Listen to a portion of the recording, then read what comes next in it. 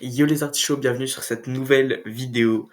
Nous sommes le 29 décembre, donc Noël est passé, donc je l'ai déjà souhaité, mais joyeux Noël à tous, avec quand même 4 jours de retard, voire 5 pour ceux qui célèbrent le 24. Bref, donc je vous avais déjà dit... Ah oui, d'ailleurs, je sais que toutes les vidéos, je porte un masque comme celui-ci. Vous inquiétez pas, je change entre les vidéos, hein, je ne suis pas fou. Mais il se trouve qu'aujourd'hui, j'ai une bonne raison d'en porter un parce que je suis malheureusement malade. Ça tombe bien, on approche à la nouvelle année, ça veut dire que je vais fêter le nouvel an à me moucher et à avoir très mal à la gorge, donc ça va être désagréable malheureusement. Mais voilà, je tenais quand même à faire cette vidéo parce que après, ce serait trop tard et j'aurais pas pu faire cette vidéo sinon. Donc voilà. Et je pouvais pas prévoir de faire cette vidéo hier parce que je ne savais pas que je deviendrais malade. Voilà. Bref, donc le 22 décembre, j'avais posté une vidéo qui s'intitulait je sais plus comment elle s'appelait, mais ça parlait de mon calendrier de l'Avent que j'avais fait sur l'onglet communauté de ma chaîne. Et en gros, tous les jours, pendant du coup les 24 premiers jours de décembre, je passais sur ma chaîne 3 indices et le but de ces indices était de deviner un pays. Et voilà, du coup, dans la première vidéo, nous avons parlé des 12 premiers jours et j'expliquais en détail un petit peu chaque fait. Et c'est ce qu'on va faire aujourd'hui, du coup, dans cette deuxième partie. Du jour 13 au jour 24, je vais expliquer en détail euh, tous les faits pour deviner les pays, pour un peu éclaircir, voilà.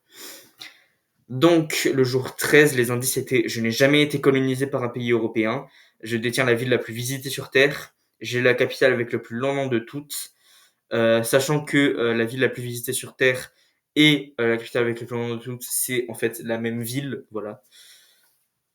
Et du coup, tout s'est fait ramener à un seul pays, évidemment. Enfin, je dis évidemment, mais c'est peut-être pas si évident que ça. Je tiens à rappeler, ne regardez pas cette vidéo si vous voulez refaire les calendriers, hein, si vous voulez jouer tout seul, c'est pas vraiment la meilleure option parce que pour les prochains faits, je vais aller un petit peu plus vite, du coup, je vais pas laisser le temps de réflexion. Donc, je vous conseille plutôt de le faire tranquillement en regardant pardon, plutôt les faits de vous-même sur l'onglet communauté et pas regarder cette vidéo. Bref, du coup, ces 3 faits ramènent à la Thaïlande.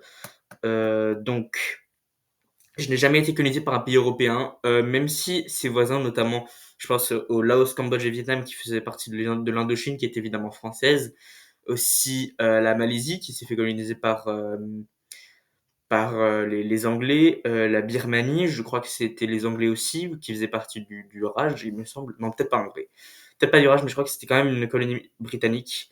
Voilà, mais eux n'ont jamais été colonisés parce qu'à l'époque du colonisme, c'était déjà leur propre empire, je crois, le Siam. C'est de là que vient le terme siamois, donc les jumeaux siamois, mais aussi la race de chat siamois, parce que les deux ont été découverts au Siam, en Thaïlande. Je détiens la ville la plus visitée sur Terre, la ville de Bangkok, capitale de la Thaïlande, avec 10 millions d'habitants, je crois. Ville énorme, et du coup, il y a beaucoup de touristes. Alors, la plupart sont assez mal intentionnés parce qu'il y a beaucoup de trafic sexuel à Bangkok. Et il y a beaucoup de touristes, notamment français, qui vont à Bangkok pour réaliser ce trafic complètement illégal, je tiens à préciser. Voilà. Et qui sont arrêtés là-bas, du coup, forcément. C'est pour ça qu'il y a beaucoup de Français en Thaïlande et aussi beaucoup de Français en prison en Thaïlande. Donc, bref, voilà. Et j'ai la capitale avec le plus long nom de toutes. Donc, en effet, attendez. Donc, en effet, la Thaïlande, euh, donc sa capitale c'est Bangkok, mais ce n'est pas le vrai nom de Bangkok. Je viens de chercher ce que c'est. Je vais très mal prononcer. Donc, le vrai nom de la ville de Bangkok, ça a été raccourci à Bangkok avec 7 lettres, ce qui n'est évidemment pas le plus long. Mais vous allez voir le vrai nom de la ville de Bangkok. Donc, Krungthep Mahanakhon Amon Ratanakosin Mahintara Ayutthaya Mahadilok Pop Noparat Ratchataniburirom Udom Ratchanivet Mahasatan Amon Piman Avatan Satit Sakatatia Vitsanukam Prasit. Est-ce que je viens d'invoquer une sorcière ou est-ce que je viens de dire le nom de la capitale de la Thaïlande? Qui sait? Euh, En tout cas, ce qui est sûr, c'est que du coup, ce nom est évidemment le plus long. Je crois qu'il y a 64 lettres dedans. C'est absolument énorme. Voilà. Pourquoi ce nom aussi long? Je ne sais pas, demandez-leur. Bref, je viens encore une fois de perdre mon truc. C'est chiant. OK. Et du coup, on en a terminé avec la Thaïlande. Passons au jour 14. J'ai déjà organisé la Coupe du monde de football. 75% de mes habitants sont des hommes et 88% de mes habitants sont des étrangers. Donc forcément, des faits pas forcément très positifs. Donc 75% de mes habitants sont des hommes. C'est pas ultra positif. J'ai organisé la Coupe du monde dans des circonstances un peu moyennes et un peu pas très écologiques. Et 88% de mes habitants sont des étrangers. Euh, je vais vous expliquer pourquoi c'est pas forcément ultra bien. Parce que là, on parle du Qatar, du coup, un pays au Moyen-Orient. Donc, j'ai déjà organisé la Coupe du Monde de football, évidemment, en 2022, qui ne se rappelle pas de la Coupe du Monde 2022. Peut-être ceux qui sont nés en 2023, qui ne se rappellent pas. Bref. La Coupe du Monde de football, évidemment, je parle de football. 2022, c'était à Doha, au Qatar. Et je tiens à rappeler que c'était des stades en extérieur qui étaient complètement ouverts, aérés. Et vu qu'il faisait trop chaud au Qatar, ils se sont dit on va mettre de la clim. De la clim à l'extérieur. On n'est pas dans une bâtisse entièrement fermée.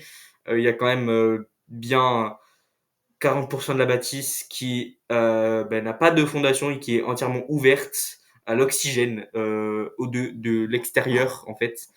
Donc de la climatisation absolument inutile, mais c'est pas grave évidemment. Ils ont de l'argent le Qatar, ils se sont dit ben, pourquoi pas l'utiliser. Ça nous ramène d'ailleurs au troisième fait, 80% de mes habitants sont des étrangers. Et c'est ça qui fait la fortune du Qatar, c'est évidemment, bon, c'est le mélange du pétrole et du tourisme, parce que quand même Qatar Airways, bon, voilà, hein. Euh, c'est réputé comme Emirates, je crois que ça s'appelle. J'ai pas les Émirats Arabes Unis, donc forcément je peux parler aussi des Émirats Arabes Unis dans ce cas-là, parce que les deux ont une histoire assez similaire. Dans le truc où à la base c'était un petit pays pauvre de rien du tout, et ils ont découvert du pétrole. Et du coup, avec le pétrole, ils l'ont vendu, ils sont devenus ultra riches, et du coup, ils ont construit des bâtiments énormes, genre vraiment gigantesques, et ils ont fondé leur propre compagnie aérienne, donc respectivement Emirates pour les Émirats et Qatar Airways pour le Qatar, forcément. Et du coup, les deux ont reçu beaucoup de visiteurs, et les deux, du coup, ont beaucoup d'étrangers comme leurs habitants. Je crois même qu'aux Émirats, c'est genre 93% des habitants des EAU sont des étrangers. Bref, c'est vraiment incroyable. Et du coup, c'est pas forcément positif parce que ça alimente la richesse de pays qui sont quand même à la base très. Euh, ils ont aucun droit humain. 75% de mes habitants sont des hommes. Ça veut dire que clairement, il y a que des hommes qui émigrent au Qatar. Enfin, des hommes. En général, les immigrants au Qatar viennent quand même du Moyen-Orient. Mais du coup, ça veut dire que les femmes au Qatar ne sont absolument pas respectées. C'est quand même le pays avec la plus grande différence de ratio homme-femme pour les hommes. Parce que je tiens à rappeler que la Lettonie, c'est le pays avec le plus grande différence de ratio homme-femme pour les femmes. Et encore, c'est juste 53% des habitants sont des femmes et 47% des hommes. Donc c'est pas énorme, mais là, 75%, ces gens qui sont 3 millions, ça veut dire qu'à peu près 2 millions de ces 3 millions de personnes, même plus, hein, 2 millions, 2 millions 300 000, 2,3 millions sont des hommes et que 700 000 des femmes. Donc c'est quand même assez inquiétant. Ça veut tout dire sur évidemment le respect des femmes au Qatar et juste, vu que c'est que des immigrants du Moyen-Orient, presque que des immigrants du Moyen-Orient, juste le respect des femmes en général dans l'entièreté de la région du Moyen-Orient. Voilà. Et c'est très triste. Passons au jour 15 immédiatement. Mes habitants pratiquaient le cannibalisme, on est toujours sur les trucs heureux. J'ai le plus grand temple hindou de l'hémisphère sud, je passe à travers la ligne de changement de date. Donc là, j'ai peut-être beaucoup d'explications à faire parce qu'on parle d'un tout petit pays que beaucoup connaissent pour ses îles paradisiaques, mais personne ne pensait que ces trois faits étaient même possibles. C'est les Fidji, les îles Fidji. Donc mes habitants pratiquaient le cannibalisme. Avant, c'était même appelé les îles cannibales tellement, parce que je crois que les explorateurs qui ont découvert les îles, il y en a un d'entre eux qui s'est fait bouffer. Je crois que c'est ça l'histoire où ils ont juste vu une cérémonie où ils bouffaient des gens. Bref, le cannibalisme a été très répandu aux îles Fidji. Ce n'est plus le cas maintenant. Il n'y a plus qu'un seul pays qui pratique encore le cannibalisme et c'est la Papouasie-Nouvelle-Guinée malheureusement. J'ai le plus grand temple hindou de l'hémisphère sud.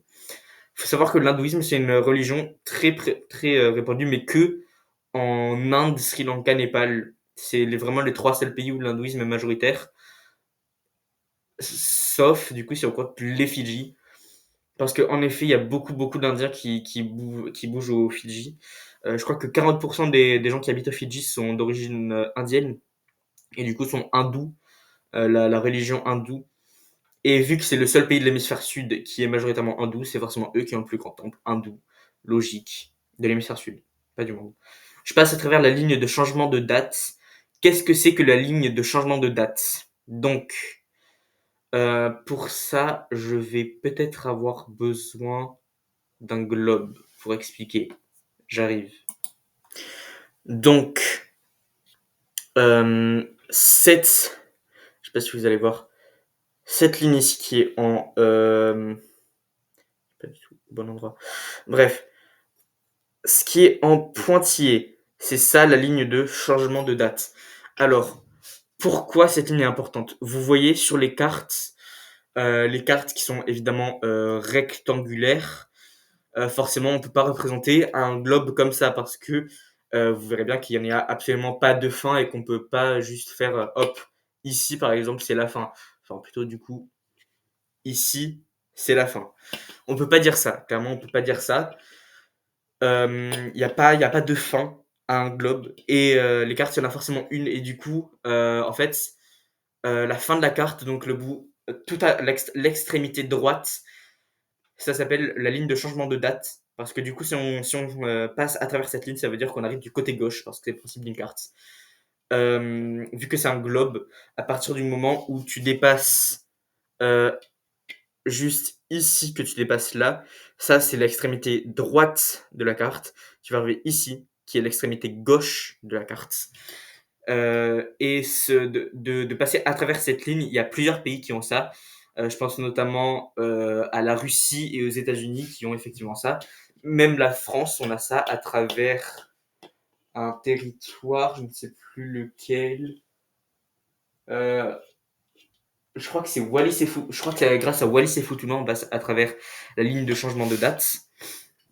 Et il y a aussi du coup les Fidji qui passent à travers cette ligne et du coup on peut les voir des deux côtés de la carte. Enfin, c'est leur, je crois que même il y a une de leurs îles qui passe à travers ça, mais du coup, si on comptait que les territoires d'eau, enfin, du coup, il y a aussi forcément les pays en Océanie.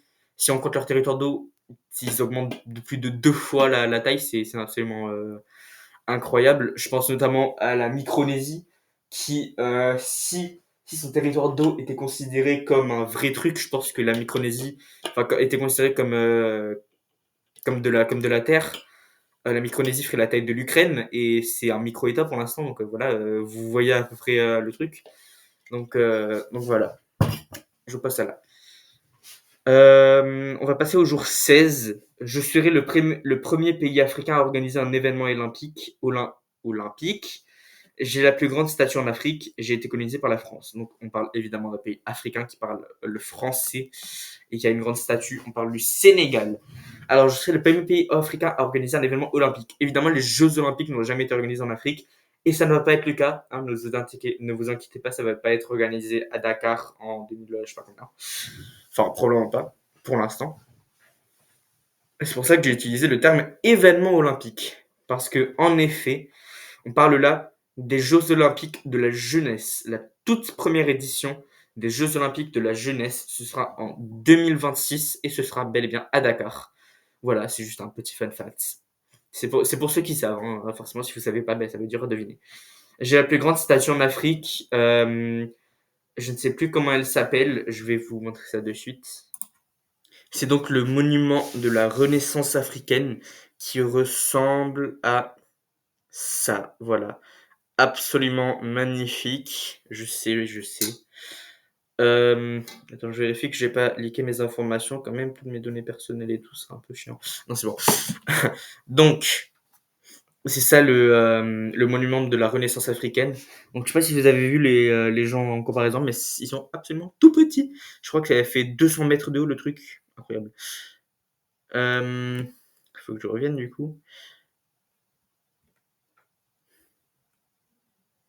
OK, nous y sommes. J'ai été colonisé par la France, je pense que ça a pas besoin d'explication. À la conférence de Berlin, en je ne sais pas quelle année, plusieurs pays se sont retrouvés pour déterminer ce qu'ils voulaient en Afrique.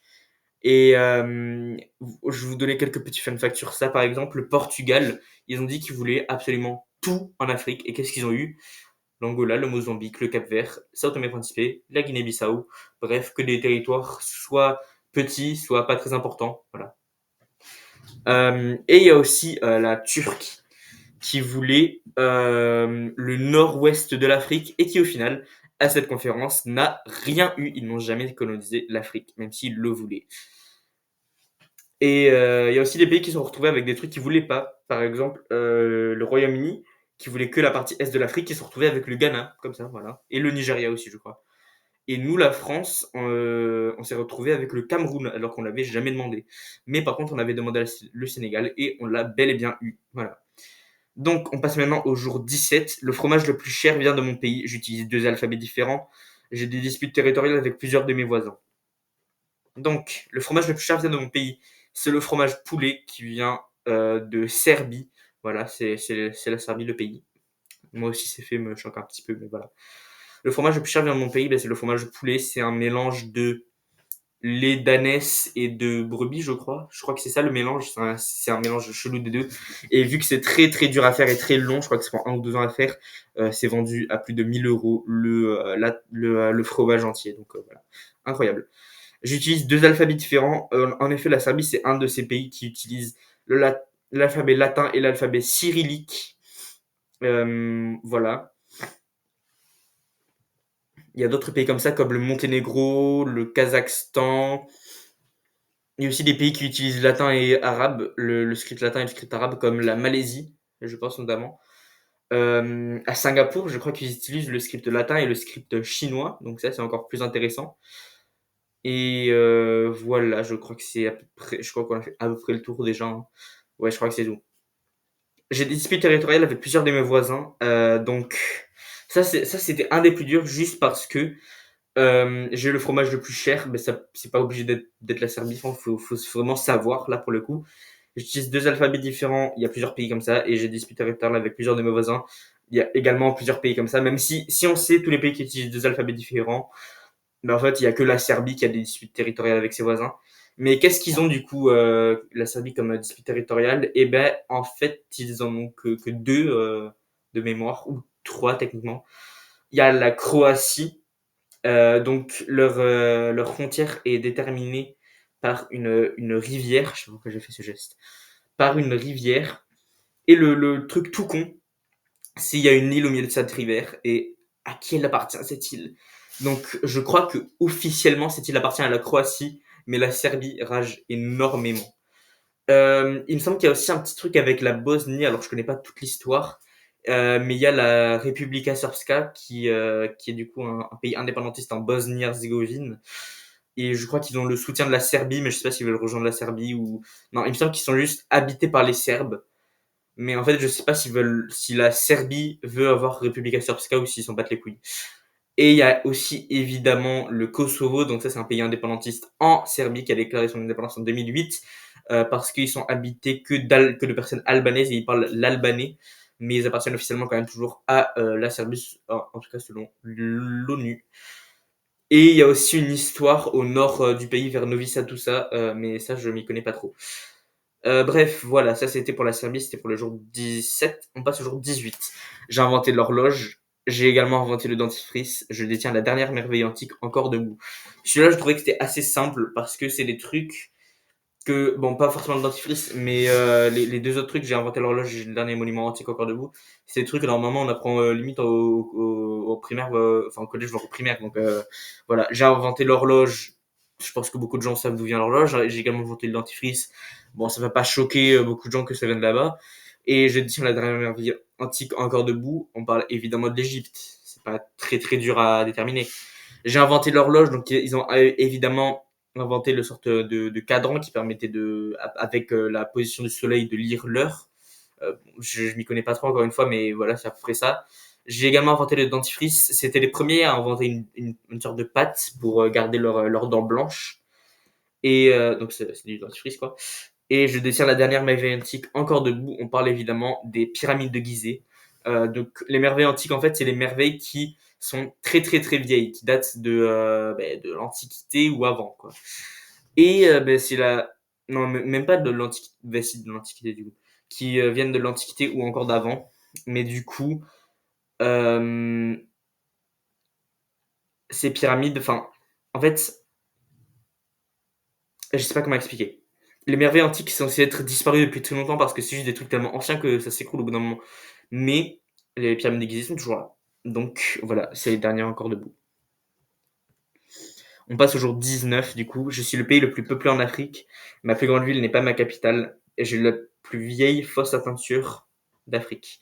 J'ai pas trouvé d'effet très intéressant sur ce pays, ce qui m'étonne énormément parce que je pensais vraiment que je trouverais quelque chose, mais ce n'est pas le cas. On parle du Nigeria. En fait, à la base, je voulais mettre que c'est le pays le plus riche en Afrique, mais ce n'est plus le cas depuis récemment. En fait, c'est l'Égypte maintenant, du coup.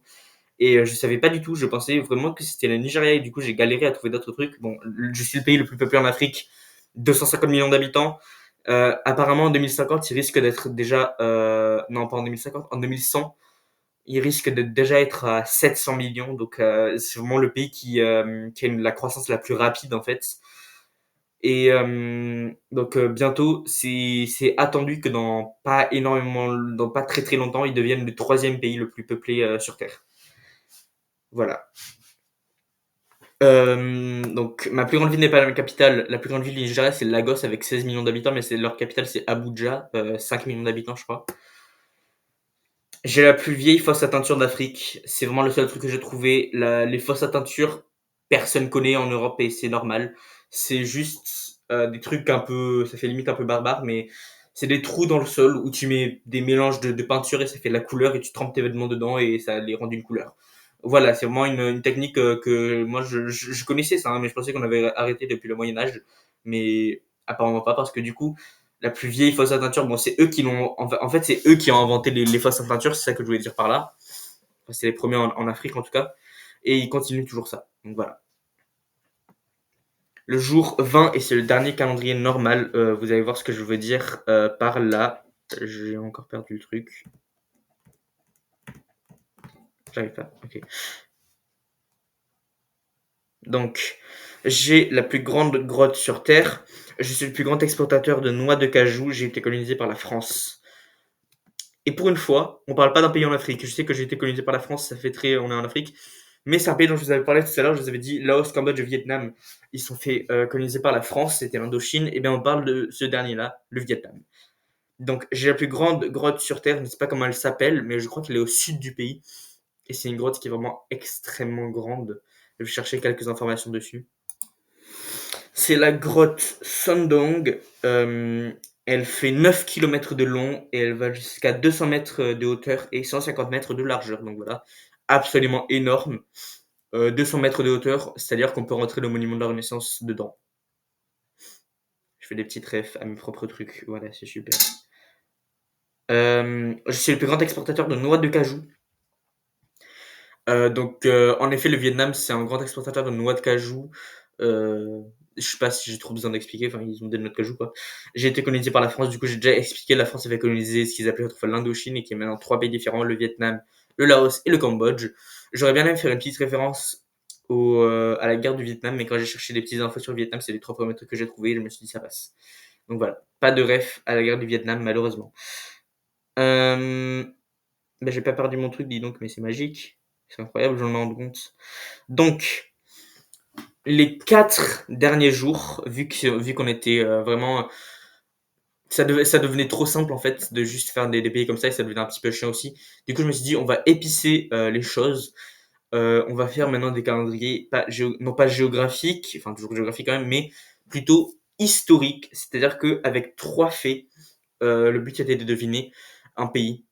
Du coup, pendant ces 4 jours, il y avait du coup 4 pays différents, mais un pays qui avait existé fut un temps, mais qui n'existe plus, sachant que tout ce qui est empire, tout ça, ça compte. En fait, c'est vraiment juste tout ce qui avait une capitale et qui était indépendant. quand tu es indépendant et que tu as une capitale, pour moi, ça compte comme un pays, même si c'était un empire ou que c'était un truc comme ça, bref. J'ai inventé le concept du paradis, j'ai également inventé le concept du réfrigérateur.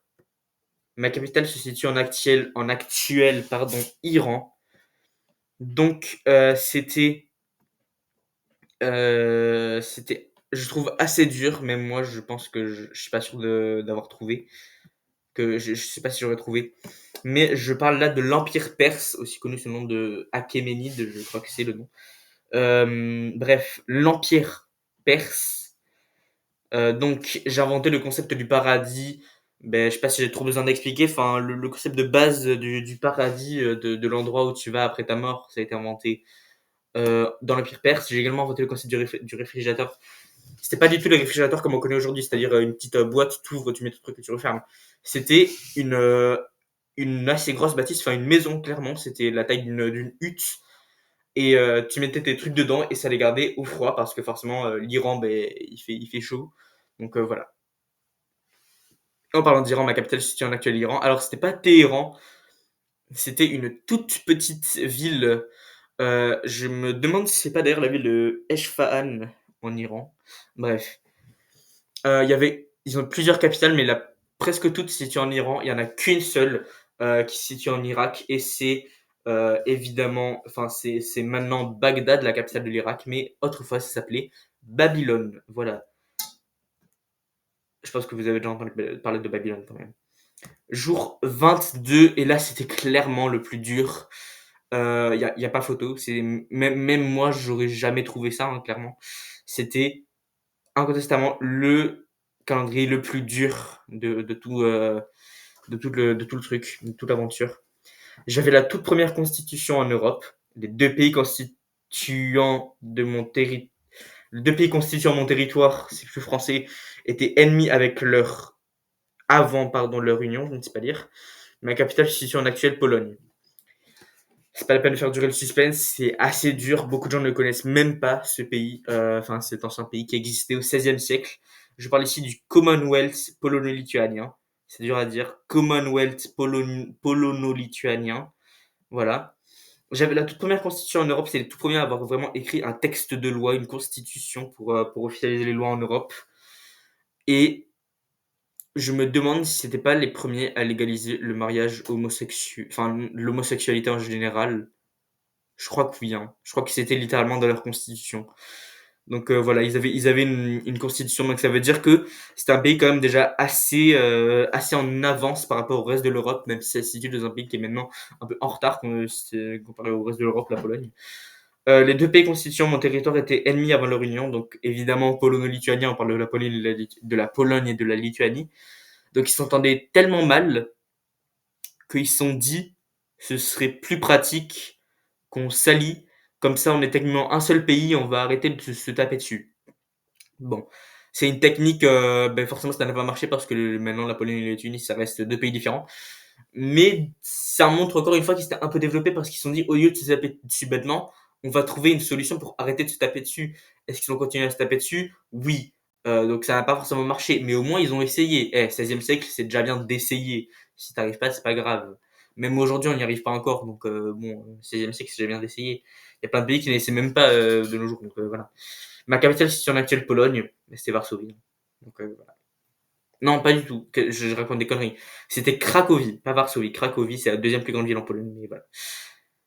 Et il me semble que à la base, il était censé aussi avoir Kaunas en Lituanie, comme enfin, il était censé avoir deux capitales, mais au final, la Pologne a pris le dessus. Maintenant, on est sur le plus facile des historiques, je pense. J'ai construit la plus grande structure autoportante de l'époque. J'étais le pays ayant eu le plus de morts durant la Seconde Guerre mondiale. Ma capitale se situe en actuelle Russie.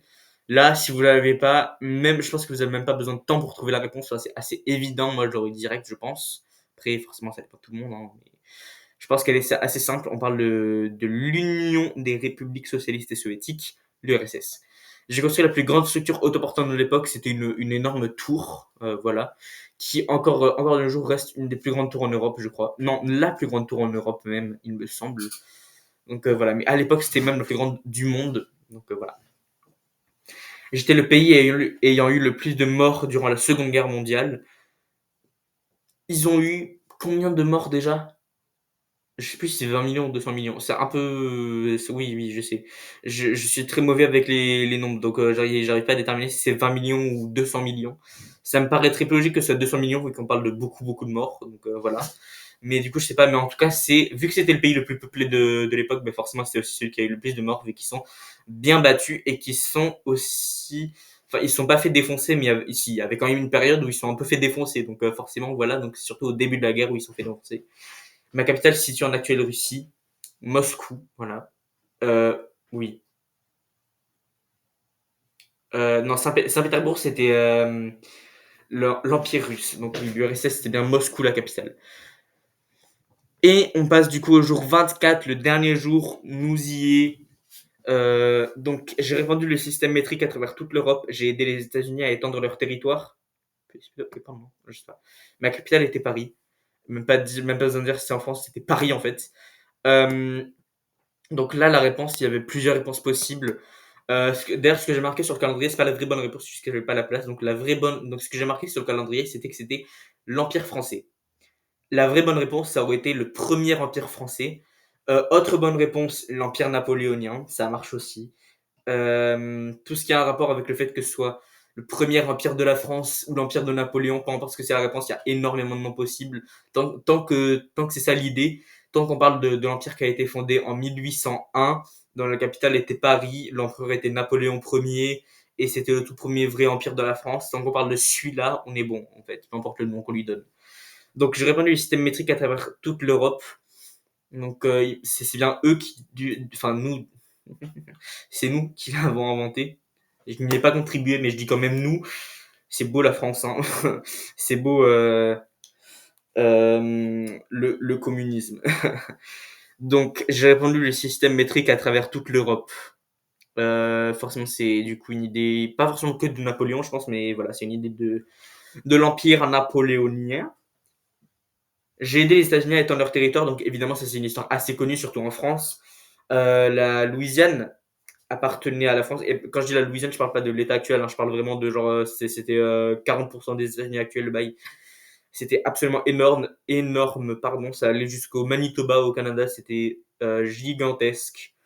Mais voilà, du coup, maintenant, la Louisiane, c'est un tout petit État tout caca, tout pourri, très très pauvre, avec beaucoup de problèmes, et c'est un peu éclataxe. Mais autrefois, c'était bien. Avant c'était bien. Et du coup, on l'a vendu aux États-Unis pour avoir énormément de moulins. Donc, techniquement, on a aidé les États-Unis à étendre leur territoire. J'ai tout le temps. Ma capitale était Paris, ben, on parle de l'Empire français. Et la France n'a jamais changé de capitale. Enfin, hashtag 1942, on va pas en parler. Pas du tout.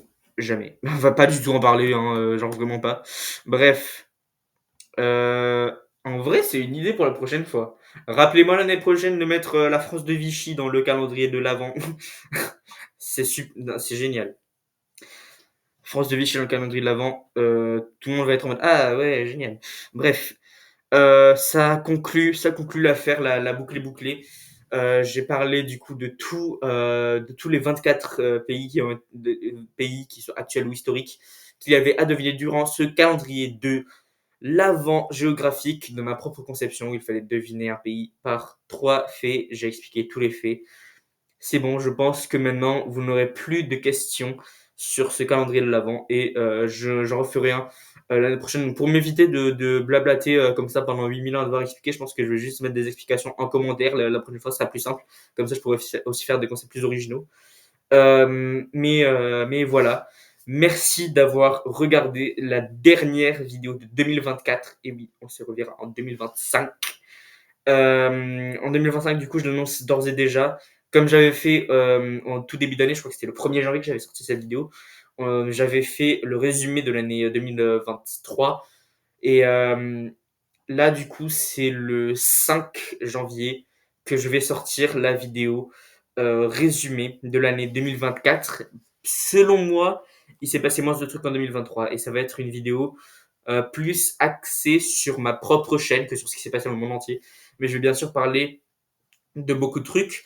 Pour une fois, j'ai aussi pas mal parlé de la France, donc vous allez m'entendre parler de tout ce qui est les actus dont je n'ai pas parlé. Vous allez m'entendre parler de tous les premiers ministres qu'on a eu, de Gabriel Attal, Michel Barnier et Bayrou actuellement. Vous allez m'entendre parler probablement de la guerre israélo-palestinienne, dont ça fait longtemps que je n'ai pas parlé. Vous allez m'entendre parler encore une fois de la Syrie, de la situation en Syrie, euh, et de Trump, forcément. Vous allez m'entendre parler. Je crois que c'est la première fois que je vais parler de Trump sur cette chaîne, mais voilà. Je vais parler de beaucoup de trucs pas forcément très joyeux qui se sont passés en 2024, mais aussi de trucs joyeux comme le fait que j'ai eu 100 abonnés. Donc voilà, je vous spoil déjà, mais de toute façon, vous le savez, j'ai déjà fait plein de vidéos là-dessus. Donc voilà.